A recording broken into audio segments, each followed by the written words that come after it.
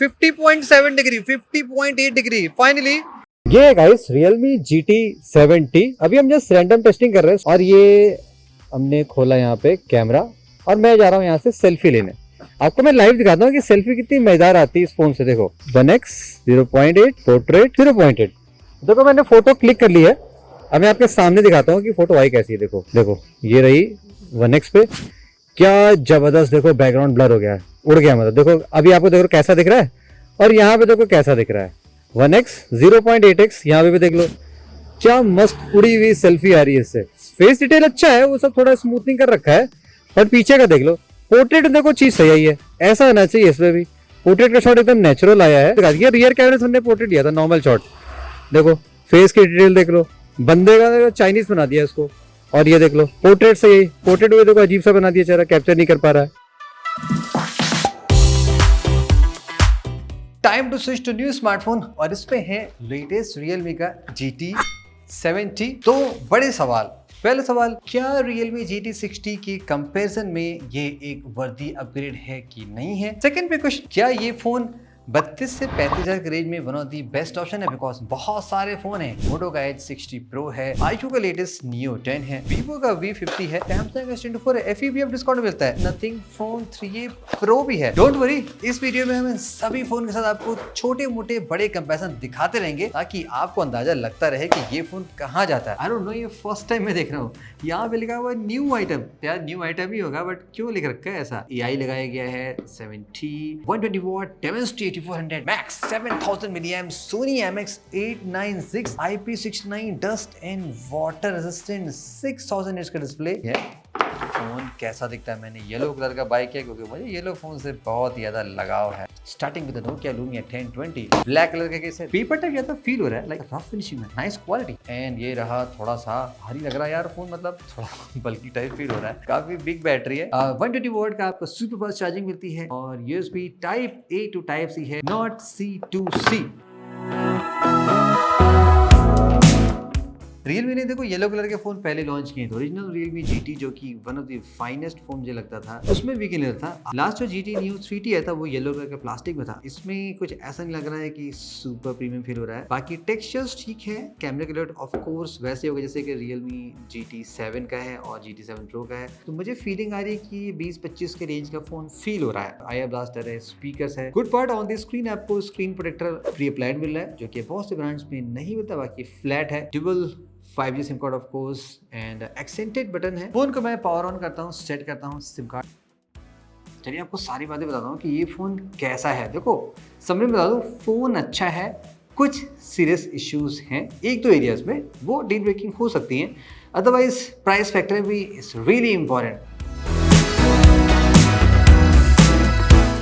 अब इस प्राइस में गाइस आई थिंक जितने भी फोन्स मैंने यूज़ किए हैं, इस फोन का डिस्प्ले मुझे वन ऑफ दी बेस्ट तो नहीं कहूँगा, हाँ काफ़ी अच्छा लगा। ऐसा नहीं कि ये डिस्प्ले ही सबसे बेस्ट है। ऑफ कोर्स आपने iQOO Neo 10 भी देखा है, उसका भी डिस्प्ले काफ़ी सही था इस प्राइस में। तो दोनों नियरली सेम ही फील हो रहे हैं। बाकी on the specs wise flat panel है, सिमेट्रिकल बेजल है, बहुत ही कम बेजल है, 1800 HBM है और 6000 निट्स की पीक ब्राइटनेस है। लाइक सारे HDR, Dolby vision, HDR 10+ actually and Dolby vision सब कुछ सपोर्ट मिला है। सभी OTT प्लेटफॉर्म्स, वैसा नहीं जस्ट ऑन द YouTube में बस लॉन्च कर दिया, काम खत्म कर दिया। उस मामले में ये डिस्प्ले आपको बहुत ही सही लगेगा। जिस मैंने इसको भी देखो शायद फुल पे रखा है, तो आप देखो कि टेक्स्ट बहुत ज़्यादा ओवर ब्राइट आपको दिखाई पड़ेंगे कंपेयर टू लास्ट ईयर के। ऑफ कोर्स कंप्रोमाइज किया गया है। ये डिस्प्ले अब LTP पैनल ही है, जैसे कि लास्ट ईयर Realme GT 60 में था। उससे फर्क क्या पड़ेगा, ऑफ कोर्स उससे बैटरी सेविंग में थोड़ा फर्क पड़ सकता है, मे बी 5% 10% डिपेंड ऑन आप यूज कैसे करते हैं। तो डिस्प्ले का एक्सपीरियंस अच्छा है, जस्ट जो कंप्रोमाइज किया गया प्राइस बढ़ने के बाद वो जस्टिफाई नहीं कर रहा है।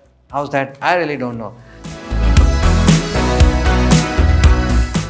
अब गाइस मुद्दे की बात तो रहते हैं कि परफॉर्मेंस कैसी, बिकॉज यहाँ पे जो CPU है वो बहुत हाईली पॉपुलर नहीं है, Dimensity 8400 मैक्स वाला है। अब ये CPU आपने ऑलरेडी देख रखा है पोको X7 Pro में। इस CPU में क्या है कि थोड़ी सी हीटिंग वीटिंग ज्यादा होती है, शायद इसीलिए इस कंपनी ने इस फोन में जस्ट 60 FPS पे ही BGMI को रिस्ट्रिक्ट करके रखा हुआ है, बिकॉज फोन में हीटिंग थोड़ी सी तगड़ी होती है।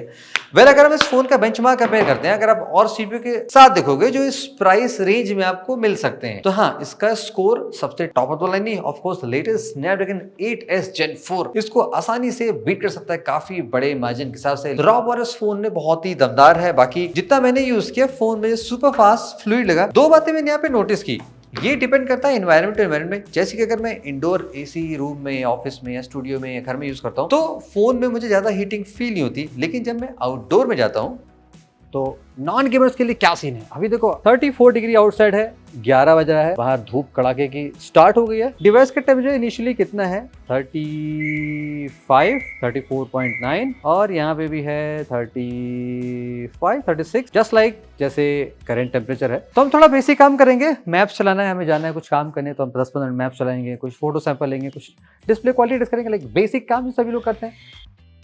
टेस्टिंग का आपको अपडेट दे दूं, अभी मैं जा रहा था उतरेटिया जंक्शन। देखो अभी मैं पुल के ब्रिज पे खड़ा हूँ और गाड़ी हमने यहाँ लगा रखा है। देखो पीछे ट्रेन भी आ रही है, देखो मस्त तरीके से 3 इंजन वाली ट्रेन जा रही है, 3 इंजन जा रहे हैं, ट्रेन नहीं आ रही है। और अभी अब देखो, अभी हम यहाँ पे 4K के सैंपल ले रहे थे, जस्ट 2 मिनट 6 सेकंड का वीडियो बना, अभी 2 मिनट 7 सेकंड। और यहाँ पे लिखा रहा है screen brightness has been reduced to extend the recording time, tap to revert. और फोन का अगर मैं आपको टेम्परेचर दिखाता हूँ, देखो 49.2 ये जा चुका है मैक्स। अगर हम बैक से टेस्ट करें, मेरा हाथ कांप रहा है क्योंकि मुझे डर सा लग रहा है कि ज़्यादा गर्म ना हो गया। 48, 49 देखो ये ऑलरेडी पहुंच गया 49.2। तो आई बिलीव अगर हम 5 मिनट तक की रिकॉर्डिंग परफॉर्म कर लें तो फोन सर्टेनली 50 डिग्री क्रॉस कर जाएगा। हाँ थोड़ा सा वार्म फील हो रहा है। और बाकी ये विदाउट केस कंडीशन, अगर मैं केस लगा लूँ तो अंदर ना थोड़ा सा गैसेस मेंटेन हो जाती है, एयर का वो बन जाता है, तो और ज़्यादा हीट हो जाता है। रिकॉर्डिंग काम कर रही है, नहीं थोड़ा सा लैग, जैसे देखो हल्का सा, जैसे कैमरा थोड़ा सा जिटर कर रहा है बिकॉज हीट ऑफ कोर्स हो गया है। सो या इस फोन को अगर आप बाहर एक्सट्रीम देखो 50.7 degree, 50.8 degree, finally 50 degree cross कर गया। तो हम ज्यादा एक्सट्रीम टेस्ट नहीं कर रहे हैं, अगर आप इसे चलाते रहोगे तो शायद सुपर एक्सट्रीम हो जाए। तो हाँ, इस फोन में हीटिंग इशू है। यहाँ पे इस बार कंपनी ने iSense ग्राफीन यूज किया है। बेसिकली ग्राफीन एक ऐसा मटेरियल होता है जो थोड़ा सा हीट डिसिपेशन, तो कूलिंग बेटर रहता है। जस्ट लाइक लास्ट ईयर यहाँ पे आइसबर्ग सिस्टम था, तो उसको टेस्ट करके हमने गेम प्ले किया। इस फोन में only as of now 90 FPS BGMI का सपोर्ट दिया गया है। अगर आप याद करो Realme GT 60 में भी 90 FPS सपोर्ट दिया गया था, यहाँ पे 90 FPS सपोर्ट मिलता है। अगर डिवाइस थोड़ी कूल रहती है तो वो 90 के आसपास चलती है, लेकिन जैसी डिवाइस थोड़ी सी हीट होती है 35 से 40 डिग्री के आसपास पहुंचता है तो डिवाइस में कंप्लीटली फ्रेम रेट होकर 60 पे ही वो चलता है। इवन तो मैंने GT मोड ऑन करके गेम प्ले किया, लेकिन यहाँ पे थ्रू आउट द हमारी टेस्टिंग में ये 60 पे ही मेजरली काम कर रहा है। 120 FPS गेमिंग चाहते हो तो आपको अदर फोन्स में आसानी से मिल सकता है, जो आपको बेटर 120 FPS की गेमिंग दे सकते हैं कंपेयर टू दिस फोन के। बाकी ऑलरेडी Realme का खुद का फोन है जो 90 FPS पे सपोर्ट देता है और इसमें भी गेमिंग बहुत ही मजेदार हो सकती है। दोनों में जस्ट 90 चल रहा है, तो इस फोन में हीटिंग थोड़ी सी जल्दी जा रही है। तो इस CPU से मुझे देखो 2 ही प्रॉब्लम, बस हीटिंग की लगी। फिलहाल एक 2 रुपए हीटिंग है, आई थिंक वो फिक्स नहीं हो पाई बिकॉज पोको वाले ने फिक्स कर पाया जब सेम CPU था, तो यहाँ पे भी ज्यादा उम्मीदें मत रखना। प्लस 90 FPS है तो सुपर प्रो गेमर हो तो आई थिंक आपको अदर फोन्स पे जाना चाहिए। ये फोन इतना जस्टिफाई नहीं करता।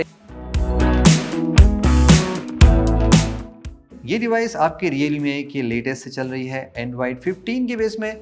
इसको 3 इयर्स का मेजर सॉफ्टवेयर सपोर्ट मिलेगा। जस्ट फॉर रिकॉर्ड, जब आप फर्स्ट टाइम इस फोन को बूट करोगे तो टोटल 59 प्री इंस्टॉल्ड एप्लीकेशन मिलेंगे। अगर फोन थोड़ा स्टॉकिश लुक में होता है तो आई बिलीव आपको 15-20 से ज्यादा एप्लीकेशन नहीं मिलेंगे। बाकी AI के फीचर्स की बात कर ले, ऑफ कोर्स यहाँ पे आपको जैसे मैंने GT 7 में दिखाया था तो AI दोनों में कॉमन ही है, अच्छा काम करता है, एक्यूरेसी ठीक है। कुछ फीचर्स बहुत ही हेल्पफुल होते हैं, जैसे कि जो स्मार्ट साइडबार हो गया और सर्च करने का ऑप्शन इसमें बहुत ही सही होता है। तो उसके बारे में ज़्यादा नहीं आएंगे। जो मुझे इशू लगी थी वो ब्लूटूथ पे लगी थी, वो मैं आपको बता दूं। इस बार मैंने टेस्टिंग ज़्यादा की है, अदर फोन से कंपेरिजन है।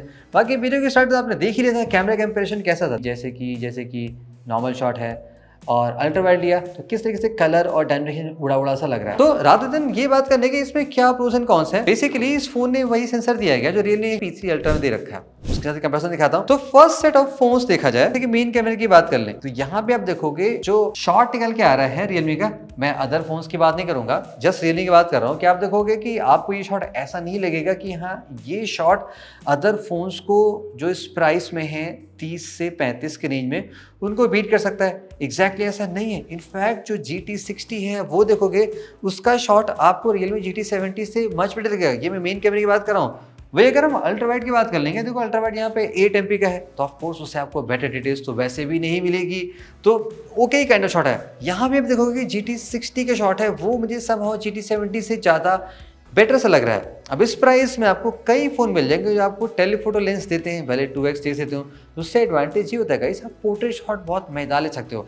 इस फ़ोन के पोर्ट्रेट में भी इश्यूज़ हैं, जैसे कि एज डिटेक्शन प्रॉपर नहीं होता है, फोटोज़ में कंट्रास्ट बहुत बढ़ जाता है और कभी कभी लगेगा कि लाइक हाँ और बेटर हो सकता था, बट अगेन समझ नहीं आ रहा है कि ये पोर्ट्रेट में भी सही काम नहीं कर रहा है। कंपैरिजन में आपने देख लिया, आउटडोर मैंने आपको दिखाया था, अभी मैंने प्ले करके दिखाया था। इवन अगर हम लो लाइट में मैंने टेस्ट किया कुछ चैलेंजिंग लाइट कंडीशन में, तो यहाँ पे भी 70 मुझे इंप्रेस करने से फेल हो गया कि हाँ इसका कैमरा दमदार है। अब दूसरा ये कि अब P3 अल्ट्रा के साथ देख लो, अब चूंकि ये फ़ोन भी थोड़ा पुराना है बट सेम सेंसर है, तो इसका भी शॉट नियर अबाउट वैसा ही आ रहा है, जबकि ये फ़ोन आपको आसानी से 22, 23, 24 के रेंज में मिल सकता है, जो कि उससे काफ़ी कम प्राइस में है।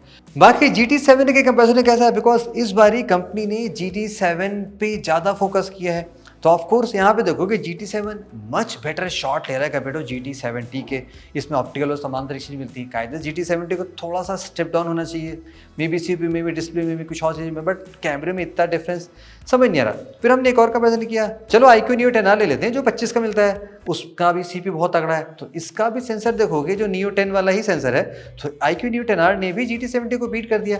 कुल मिला के अगर आप इस प्राइस रेंज का कम ज़्यादा का कोई फ़ोन ले लोगे तो GT70 आपको कैमरे में इंप्रेस नहीं कर पाएगा, स्पेशली रियर कैमरे से।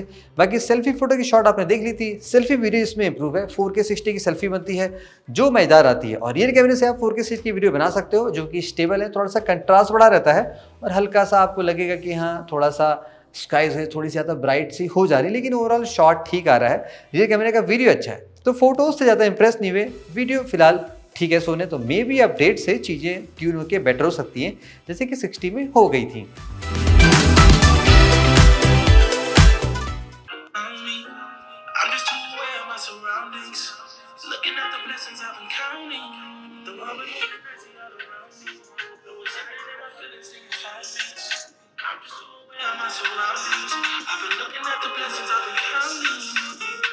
तो स्पीकर इसके अच्छे हैं, इवन तो यहाँ पे डॉल्बी एटमॉस नहीं है, हाई रेस ऑडियो सपोर्ट करता है, तो स्पीकर्स में आपको अच्छे एक्सपीरियंस मिलेंगे।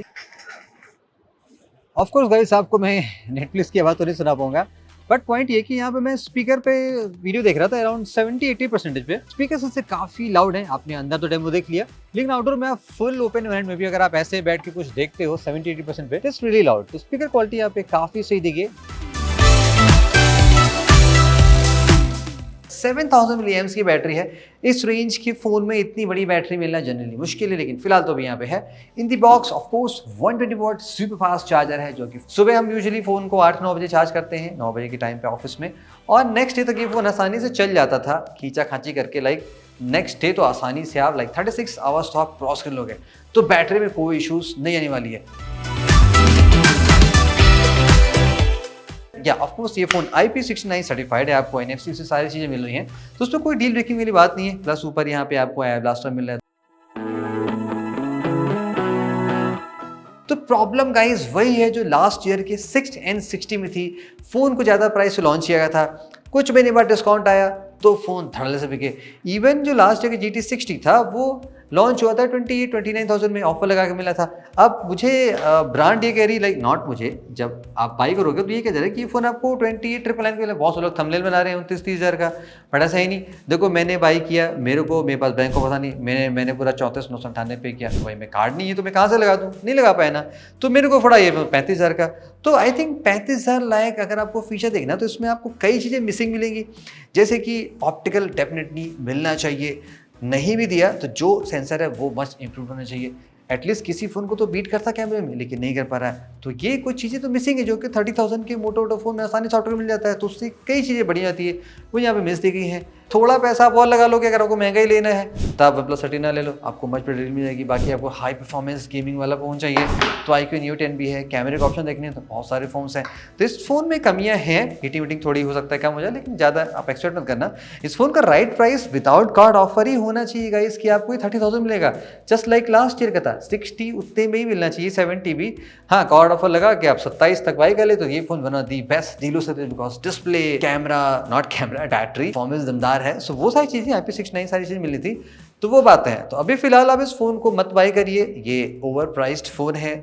वेट फॉर दी सेल्स, जब ये फ़ोन ऑलरेडी आपको मिलेगा 25-26 के रेंज में, तो मैं इधर सकता है। बाकी अगर आप रियल मी का फ़ोन लेना चाहते हो जो 90 FPS गेमिंग सारी चीज़ें करता हो, तो आप P3 अल्ट्रा ले लो, सेम कैमरा सेंसर है, IP69 है, क्वाड का डिस्प्ले, ये भी 90 fps चलाता है, तो तमाम तरह की चीजें आपको इसमें भी सेम मिल जाएगी। अब अच्छे खासे पैसे बचा सकते हो, ये फोन आपको 23 में मिल जाएगा, तो क्या फायदा 35,000 खर्च करने का। तो मेरे तो गाइस ये व्यूज थे, आपको लगता है कोई बात मिस रह गई, आपको लगता है कोई फीडबैक देना है, कुछ पॉइंट रह गया, या आपका कुछ एक्सपीरियंस है, आप 670 बाय कर रहे हो, चला रहे हो, जो भी है प्लीज कमेंट से बताइएगा।